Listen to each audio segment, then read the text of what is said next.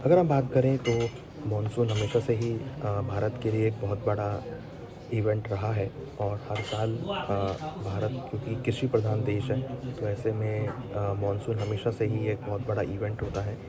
और इस मानसून के ऊपर ही काफ़ी हद तक इंडिया की जीडीपी डिपेंड करती है, इंडिया की ग्रोथ डिपेंड करती है और इन्फ्लेशन डिपेंड होता है। हमने पिछले कुछ सालों में काफ़ी अच्छा मानसून इंडिया में आते हुए देखा। 2025-26 में काफ़ी अच्छा मानसून रहा था, जिसकी वजह से हमने देखा कि पल्सेस की पैदावार बढ़ी और एडिबल ऑयल्स तिलहन की पैदावार बढ़ी, अच्छे मोटे अनाजों की पैदावार बढ़ी। बट इस साल अगर हम देखें तो कुछ ऐसी कंडीशंस डेवलप हो रही हैं जो अल नीनो का संकेत दे रही हैं।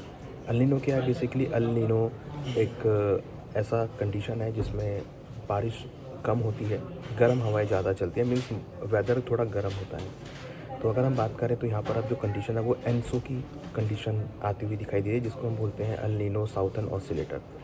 तो ये एक ऐसी कंडीशन होती है जिसमें जो बारिशें वो कम होती हैं। ये बताया गया है national ocean atmospheric administration NOAA के साइंटिस्ट के द्वारा कि इस बार जो साउथर्न मानसून है वो इस बार फीका हो सकता है, कम हो सकता है या बिलो नॉर्मल हो सकता है, जो जिसका इफ़ेक्ट भारत में दिखाई देगा।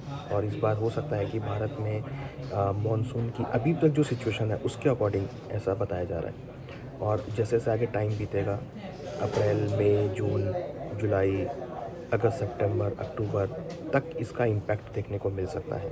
हालांकि अगर कोई सडन चेंज होता है एनवायरनमेंट में तो हो सकता है कि अल नीनो का प्रभाव ना भी हो, मगर फ़िलहाल जो भी सिचुएशंस हैं वो ऐसा लग रहा है कि अल नीनो का इम्पैक्ट आता हुआ दिखाई दे सकता है और मानसून इस बार थोड़ा सा फीका हो सकता है।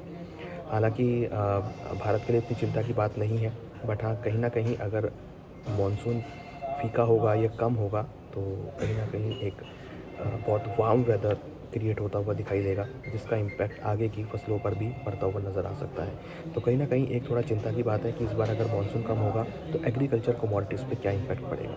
तो अगर एग्रीकल्चर कमोडिटी की बात करें तो अगर मानसून वीक होगा तो एग्रीकल्चर कमोडिटी पे उसका असर देखने को मिलेगा।